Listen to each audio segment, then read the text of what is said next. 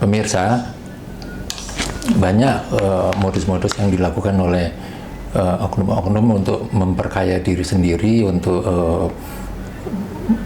mengambil hak orang lain dengan cara yang tidak dibenarkan. Kita akan berbicara di kantor notaris W.D. Asmara, yaitu di Sukoharjo di Solo Raya. Kalau kita membahas tentang mafia tanah, tentunya sampai kapanpun itu pasti akan ada, Mas Vivi. Ya. Karena apa? Karena itu memang satu kejahatan. Jadi ibarat orang baik dan orang jelek atau jahat itu pasti akan. Jadi di dunia, selama dunia berputar, ada orang baik, pasti ada orang jelek ya. Cuman nanti juga kembali kepada kita, kan begitu. Karena tidak semua notaris atau PPAT yang mau diajak seperti itu, karena mafia tanah itu kan harus terkoordinasi ya. Harus terkoordinasi, jadi harus ada kaitannya dengan pihak-pihak yang lain, tidak bisa hanya satu orang, itu kan nggak mungkin. Pejabat juga ya? Bisa saja ada pejabat, entah itu dari BPN ataupun dari PPAT sendiri, bisa saja. Tapi ya mungkin dari, katakanlah dari sekian banyak itu ya paling 1-2 orang itu aja, paling ya itu saja. Dari ribuan orang paling ya hanya itu saja sebenarnya. Yang lainnya kebanyakan memang dia secara tidak sengaja masuk ke pusaran itu. Kalau yang ada tertipu, ya? Yang sengaja tertipu, ya? Kalau yang sengaja itu paling hanya beberapa. Memang sengaja melakukan kejahatan gitu ya? Itu karena memang nggak tahu dari faktor apa, kita juga nggak tahu persis, atau dia gampang ke. Ini maksudnya notarisnya? Ya, notaris PPAT itu nggak, karena gampang ke suatu masalah, paling nanti bisa gampang ke itu memudahkan damai ya, bisa diajak damai dan lain sebagainya. Sementing aku nopo sih, ada itu ya, ada juga, tapi itu tadi hanya sebagian kecil lah, hampir ada sebenarnya. Tapi kalau masuk pusaran itu memang banyak, ada beberapa, banyak itu dalam artian perbandingannya dengan yang sengaja. Itu jadi ya karena memang pertama, karena dia memang kurang begitu memahami aturan-aturan yang harusnya mereka pahami. Makanya saya di setiap ada acara penyelenggaraan, entah itu ujian kode etik atau pembekalan, itu pasti saya sampaikan seperti itu. Yang pertama itu kita harus menguasai ilmunya. Jadi kalau kita sudah sesuai prosedur, saya kira aman-aman aja. Ya, karena memang profesi kita itu profesi yang bersinggungan tipis dengan hukum. Apa yang kita bikin itu bisa proses balik nama, ya toh. Tapi di situ kembali lagi ke kita, ke diri kita masing-masing. Selama kita sesuai tahapannya, mafia tanah itu sebenarnya nggak bisa masuk ke PPAT. Sebenarnya seperti itu. Secara sengaja loh, Mas. Ya. Tidak sadar atau tidak sengaja ikut atau terjerumus, berarti dia tidak punya niat untuk ke situ kan. Terus kemudian Anda menyebutkan maka pentingnya orang nambah ilmu. Terus berarti ini dong sangat berkaitan dong, supaya orang tidak terjerumus harus menguasai ilmunya terus menerus, begitu ya? Ya, harus Mas. Penyegaran itu harus karena kalau walaupun kita sudah tahu, terkadang karena misalnya waktu yang lama itu kadang kita kan ada juga suatu keraguan, wah ini harusnya begini atau gimana ya?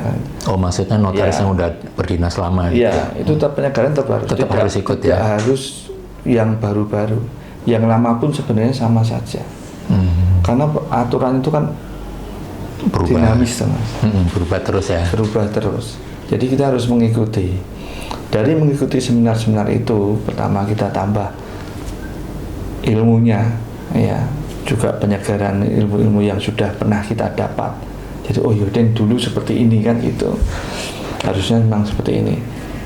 Dari pengalaman teman-teman juga bisa kita dapat di situ.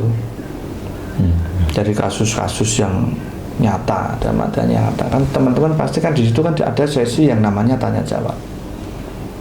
Jadi jangan menganggap bahwa yang penting itu hanya pada saat sesi penyampaian materi-materi diskusi atau materi-materi seminar. Justru pada saat tanya jawab itu tidak kalah pentingnya. Itu malah kalau bagi seringkali kalau ada narasumber senior misalkan, kalau selesai acara itu dikerubutin, justru malah lama di situ, nggak pulang-pulang. Iya, karena kehabisan waktu, Mas. Iya. Pada saat sesi tanya jawab itu mereka kehabisan waktu, yang mana dibatasi oleh moderator. Betul. Ya, padahal kasusnya kadang serupa tapi tak sama, ada pembedanya di mana. Itu yang belum tersampaikan ke narasumber. Jadi tadi sudah disebutkan bahwa salah satu berarti kalau dibalik nih, supaya orang tidak terjerumus oleh mafia tadi, makanya harus belajar update ilmu gitu kan. Berarti kalau nggak update ilmu akan ada peluang terjerumus gitu kan, karena dia nggak paham. Yang pertama tetap karakter, Mas. Karakter ya. Masing-masing. Kalau memang karakternya nggak bagus, ya mau ditambah ilmunya aja, dia sudah karakter orangnya seperti itu. Yang mau nggak mau ya tetap bisa saja akan terjerumus, bahkan malah melibatkan sendiri. Ya kan di Indonesia ini menurut keterangan pemerintah bulan Januari atau Maret yang lalu jumlah notaris itu ada 23.000. Ya. Terus waktu itu kemarin malahan Pak Dirjen mengatakan bahwa waktu di Surabaya bulan lalu, bukan di Bidakara bulan awal Maret, beliau mengatakan sudah daftar ulang 20.000 orang, tinggal 3.000, berarti kan 23.000 ya. Terus sebelumnya di Universitas Yarsi beliau mengatakan tahun ini akan melantik 1.500 orang lagi, berarti akan menjadi 24.500. Ya. Pertanyaan saya, tadi kan sebabnya karena kurang update ilmu, orang bisa terjerumus. Ya. Itu satu. Kalau dengan banyaknya notaris ini akan ada peluang itu menjadi negatif nggak? Karena rebutan, saingan dan sebagainya. Ya, itu sudah hukum alam ya, Mas ya. Hukum alam. Ya, jadi peran organisasi di sini sangat penting. Ya, salah satunya sering mengadakan seminar-seminar keilmuan, kan gitu. Cuman terkendalanya dari organisasi itu sendiri, kan tidak semua juga mau mengikuti, kan begitu. Karena mereka merasa paling ya seperti itu, kan begitu. Aku sudah ngerti kok, kan gitu, sudah merasa ngerti, kan begitu. Maksudnya tidak aktif gitu ya, maksudnya. Ya, tidak aktif. Kalau ada acara nggak mau datang. Ya, nggak mau datang seperti itu. Jadi kan banyak itu, apalagi jumlahnya sudah segitu fantastisnya, ya. mereka berpikir kalau nggak murah nggak dapat klien. Kalau kadang mereka menganggap bahwa prosedur itu mempersulit, yaitu yang bahaya di situ. Itu contohnya seperti apa tuh? Misalnya, harus pakai aslinya, kita harus melihat aslinya begini. Kalau enggak kita tetap harus menolak. Tapi kadang mereka mikir ini loh sudah kasih fotokopi berwarna, padahal hasilnya sudah nggak ada, atau sudah statusnya sudah berbeda. Itu mereka nggak pahami. Hanya berpikir ya ada berwarnanya, kan begitu. Karena kalau dipikir nanti kliennya lari gitu ya. Takutnya kan seperti itu. Dia mempersulit dan lain sebagainya. Nah, toh pengalaman yang kemarin saya begitu ternyata notaris lain bisa lah gitu loh. Kadang dia nggak. Akhirnya diambil aja gitu ya. Akhirnya diambil aja, itu yang bikin teman-teman kita, rekan-rekan kita itu bisa masuk ke pusaran ke situ itu karena ya seperti itu. Jadi bisa jadi karena ini sebab kedua ya. Karena faktor apa ya? Faktor ekonomi ya. jadi bisa ya faktor ekonomi karena faktor banyaknya pesaing ya. Pesaing itu mereka punya kekhawatiran. Sukoharjo berapa sekarang? Sukoharjo hampir 200-an. Padahal wilayahnya kan nggak besar ya. Waktu dulu saya jadi ketua IPAT itu hanya 60. Sekarang 200. Berarti masih ketua Pengda IPAT dulu waktu saya masih 2 tahun 2009. Oh, 2009 bukan INI kalau kemarin kan ketua INI-nya. Nah, itu segitu. Itu masih itu aja sudah ada 1-2 seperti itu. Kadang banting harga. Kadang kita sepakati biar tidak ada gesekan-gesekan di antara anggota AJB, kita narik sekian kan begitu, seperti itu ya. Kenyataan ya tetap ada aja yang jadi memang yang dari kita contohkan 60 aja sulit, apalagi sampai 200 kan begitu. Di daerahnya itu salah satunya seperti itu. Mas Bedi kan ketua Pengwil IPAT Jawa Tengah. Ya. Selama udah 2 tahun ya? Ya. Sekitar 2 tahun ya, dari 2024 ya? Ya. Itu yang kena masalah satu provinsi ini berapa orang?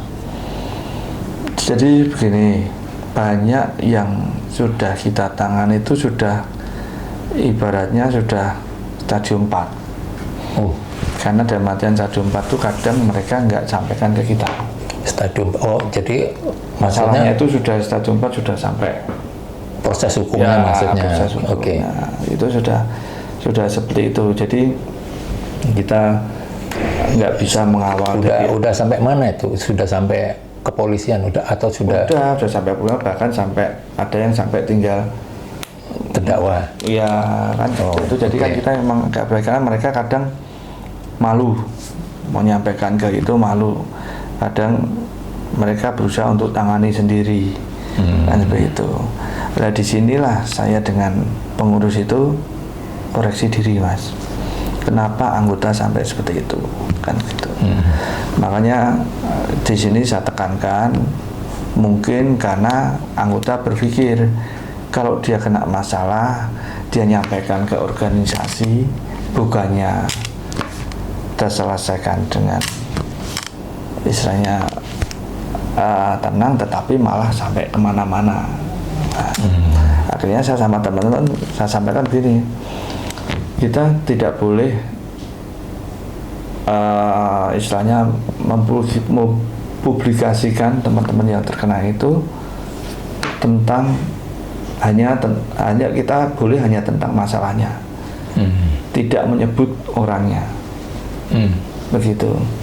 Jadi jangan sampai kita menyampaikan masalahnya begini, tujuan kita supaya menjadi pembelajaran teman-teman yang lain, tetapi malah menjadi pencemaran ke rekan kita sendiri. Jadi jangan disebut namanya, saya seperti itu.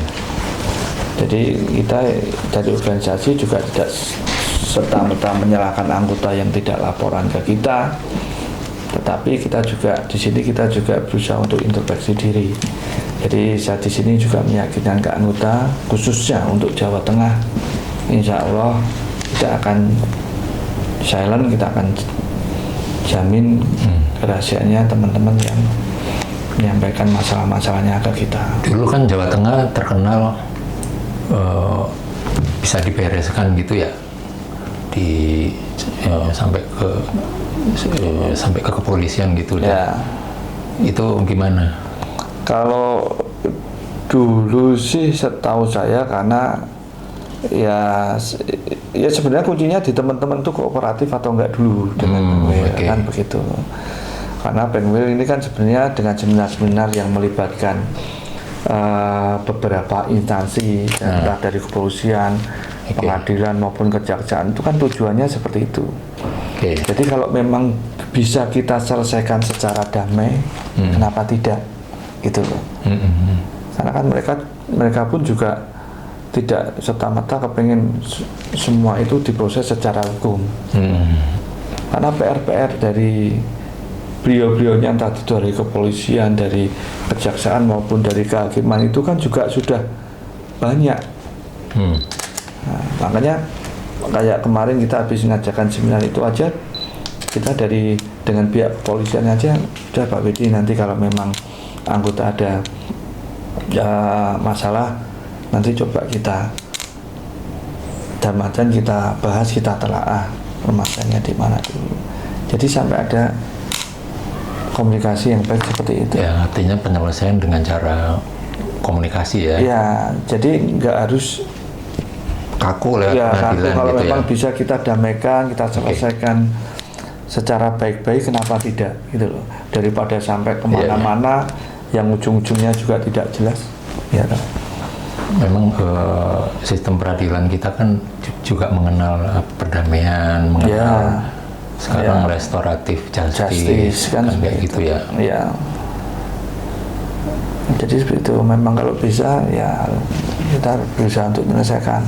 Kalau memang itu ternyata dari kelalaian anggota kita, ya sebagaimana mungkin kita bisa menjembatani dengan para pihak. Ya, tentunya kan kita juga menjaga jangan sampai rekan kita itu juga merasa terpojok, juga jangan sampai. Tapi paling tidak sudah mengetahui permasalahannya dan penyelesaiannya harus seperti ini kan, gitu kan.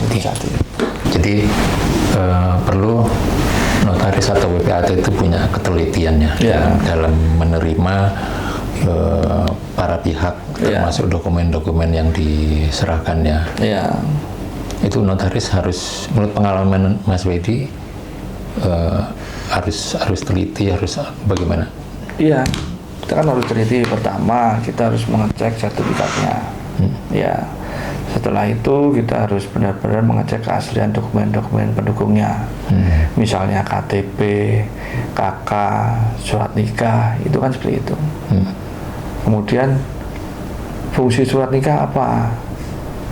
Kan banyak, ada beberapa yang notaris baru aja saya tanya malah lebih kuat dari KK, tapi nggak ngerti kuatnya di mana. Sebenarnya itu salah satu untuk kita melihat tentang posisi objek tersebut, siapa yang berhak memberikan persetujuan. Cukup dia sendiri, atau mungkin istri yang pertama, atau cukup istri yang kedua, kan seperti itu. Atau bahkan karena ada yang sudah meninggal, harus dengan anak-anaknya istri yang sudah meninggal, misalnya seperti itu. Itu kan bisa dilihat dari surat nikah dengan perolehan di sertifikat. Ya, itu contohnya yang jangan tanyakan tadi mengenai ketelitian data. Jadi kita harus benar-benar melihat aslinya. Nah, itu apalagi fotokopi hitam putih, fotokopi berwarna aja bisa datanya sudah berubah juga bisa. Kan gitu. Pernah nggak ada keanehan lain orang datang? Nah, saya beberapa kali ngalami.